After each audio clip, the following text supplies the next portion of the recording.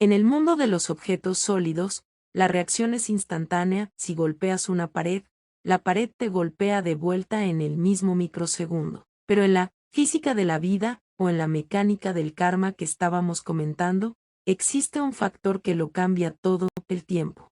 La ley del rebote diferido. Cuando lanzas una acción al mundo, una palabra, un proyecto, un hábito, la reacción no siempre rebota contra tu pecho de inmediato. A veces, la flecha viaja por una trayectoria tan larga que olvidamos que la disparamos. La intención como vector, al igual que un arquero calcula el viento y la parábola, tú imprimes una dirección a tu energía. La ley física garantiza que la energía no se pierde, solo se transforma o regresa. La inercia del resultado, si el resultado no es inmediato, no es porque la ley haya fallado, sino porque la masa de lo que estás intentando mover es grande. Se necesita una acumulación de acciones, impulsos, para que la reacción sea visible. El sentido contrario que en la vida, esto suele manifestarse como equilibrio. Si entregas valor con una fuerza de 100, la vida tarde o temprano te devuelve una experiencia de valor 100 para cerrar el circuito. La física de la responsabilidad. Si aceptamos que a cada acción le corresponde una reacción de igual magnitud, dejamos de ser víctimas de la mala suerte. Si no me gusta lo que estoy recibiendo, la reacción, debo analizar con qué fuerza y dirección disparé mi flecha, la acción. Como decía el texto sobre el karma, no es un juicio moral, es mecánica de fluidos. El agua que lanzas al aire tiene que caer, y caerá con la misma fuerza con la que subió. Es una forma muy poderosa de ver la disciplina. No estás esperando un milagro, estás confiando en una ley de proporcionalidad. Si el impulso está ahí, el impacto es inevitable. Sientes que en tu propia vida has visto esa reacción de igual magnitud manifestarse de formas que no esperabas. El error de traducción que duró 2 siglos cuando los primeros orientalistas europeos comenzaron a traducir textos sánscritos y pali en el siglo XIX, llevaban consigo un equipaje invisible, 2000 años de teología cristiana en la que el universo es fundamentalmente moral, en la que hay un Dios que juzga, en la que las acciones tienen consecuencias porque hay alguien que las contabiliza. Ese equipaje distorsionó la traducción de manera sistemática. Karma se tradujo como retribución. Samsara se tradujo como ciclo de sufrimiento. Dharma se tradujo como ley moral. Y el conjunto del sistema quedó vestido con ropa que no era suya, la ropa de una teodicea, de un sistema de justicia cósmica, de un universo que premia y castiga según merecimientos uno. Pero los textos originales dicen algo diferente. El Dhammapada, uno de los textos más tempranos y más respetados del budismo, abre con una afirmación que la mayoría de las traducciones suaviza pero que en su formulación pali es despiadadamente mecánica. Manopubbangama Dhammat, los fenómenos son precedidos por la mente. 2. No hay juicio en esa frase, hay causalidad. La mente en movimiento genera fenómenos en movimiento. Los fenómenos en movimiento generan más movimiento. El ciclo continúa no porque alguien lo decida, sino porque así funciona el movimiento. El Mahabharata, el texto épico que contiene la Bhagavad Gita, describe el karma con una imagen que los comentaristas modernos raramente citan, la imagen de una rueda de alfarero que sigue girando mucho después de que el alfarero retiró la mano 3. No porque el alfarero quiera que gire, porque giró suficiente tiempo como para tener impulso propio. El alma que regresa no regresa porque el universo lo ordenó, regresa porque tiene impulso, lo que genera impulso. En el sistema del Vedanta Advaita, la escuela filosófica hinduista que llevó la doctrina del karma a su formulación más precisa, hay una distinción técnica entre 3 tipos de karma que la mayoría de las versiones populares colapsa en uno solo 4. El primero es el Sanchita Karma, el depósito total de impulsos acumulados en todas las vidas anteriores, la suma de todo el movimiento generado que todavía no encontró expresión. Piénsese en él como el inventario completo de una bodega, todo lo que entró y todavía no salió. El segundo es el Prarabdha Karma, la porción de ese depósito que se activó en la vida presente, la que determinó las condiciones del nacimiento, el cuerpo, la familia, el lugar, el tiempo. Es la porción que ya está en movimiento, que ya está rodando, que no puede detenerse en mitad de su trayectoria. El Vedanta es explícito sobre esto, ni siquiera la iluminación detiene el Prarabdha Karma de la vida presente. El sabio iluminado sigue sintiendo el dolor físico, sigue envejeciendo, sigue muriendo. Lo que cambió no es la pelota sino quien la observa. El tercero es el Agami Karma, el karma que se está generando ahora mismo, en esta vida, con cada acción, cada pensamiento, cada deseo que se refuerza o se disuelve. Es el único de los tres sobre el que hay control real. Esta distinción importa porque cambia completamente la pregunta ética. Si el karma fuera un sistema de premios y castigos, la pregunta sería ¿cómo me comporto para merecer una buena próxima vida? La respuesta implicaría seguir reglas, acumular méritos, negociar con el universo. Si el karma es física, la pregunta es diferente, ¿qué estoy poniendo en movimiento? ¿Y quiero que eso siga moviéndose después de que yo me haya ido? La primera pregunta es transaccional, la segunda es existencial.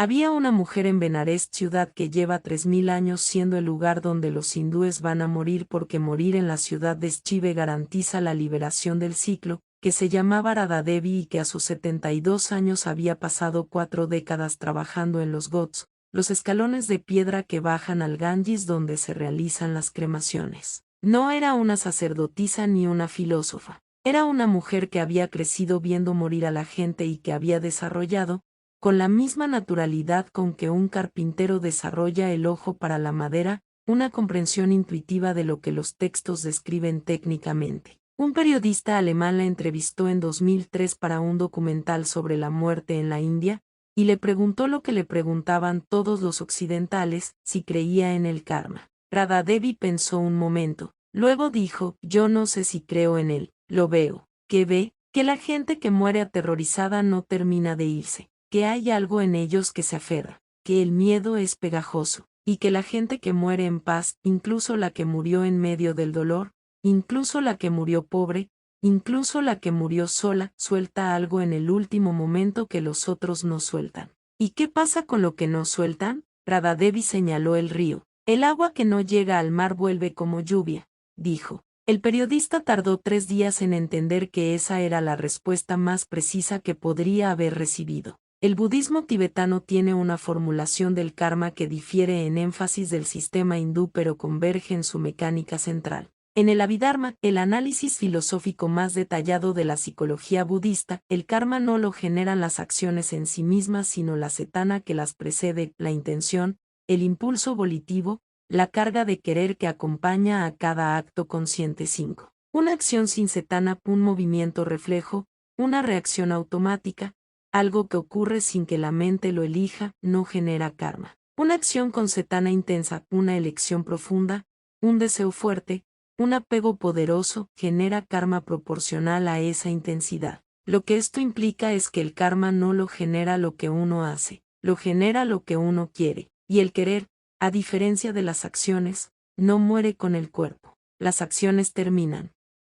El deseo que las motivó permanece como una estructura de energía, lo que el budismo tibetano llama samskara, la impresión condicionada, que sigue buscando expresión mucho después de que el cuerpo que lo albergó se haya disuelto. 6. Es ese querer, ese impulso no satisfecho, esa energía emocional sin completar, lo que arrastra la conciencia hacia una nueva encarnación, no como castigo, como inercia. La conciencia que quiere con suficiente intensidad no puede quedarse quieta. Querer es moverse, y el movimiento busca un recipiente donde continuar.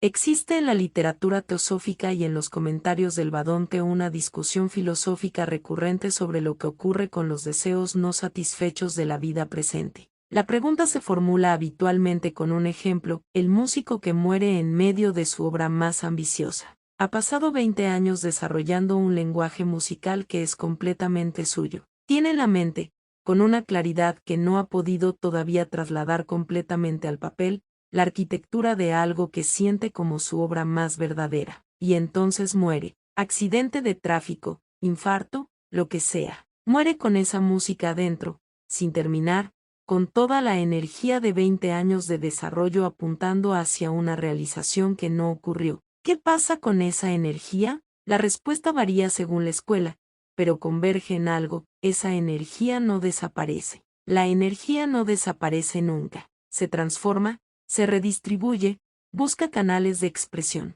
En el sistema del karma, esa energía creativa no satisfecha contribuye a las condiciones del siguiente nacimiento. El músico no recordará, en su próxima vida, la sinfonía que no terminó, pero llegará a la música con una facilidad que sus contemporáneos no entenderán. Aprenderá con una velocidad que parecerá desproporcionada con su experiencia presente. Sentirá hacia ciertos tipos de desarrollo musical una atracción que no podrá explicar racionalmente, no porque sea recompensado, porque el impulso de 20 años de movimiento musical sigue moviéndose dentro de él, buscando completarse. Lo mismo ocurre con el miedo. El que pasó una vida entera aterrorizado del abandono llega a su siguiente vida con esa energía todavía activa, todavía buscando expresión. No como castigo sino como inercia. El miedo que no se resolvió sigue siendo miedo, en el siguiente recipiente, con la misma intensidad que tuvo en el anterior, y seguirá siéndolo hasta que algo lo detenga.